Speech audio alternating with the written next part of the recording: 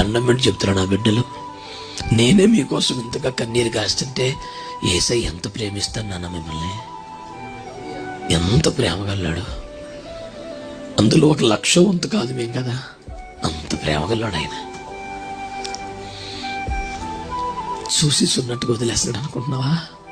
లేదు నాన్న, నీ కొరకు సమస్తం సిద్ధపరుస్తున్నాడు. కాకపోతే నువ్వే చూసి చున్నట్టు వదిలేలా పరిస్థితుల్ని, నువ్వే అన్ని గుండె మీద తెచ్చుకొని ఆలోచించి తెగేడు చేస్తున్నావు. అది సమస్య నీతో.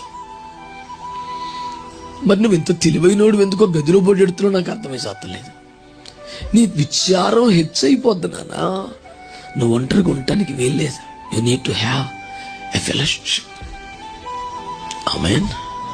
పరిశుద్ధులతో ఉండాలి, ప్రార్థన పరులతో ఉండాలి, మన విశ్వాస స్థాయి కలిగిన సహవాసం కలిగి ఉండాలి.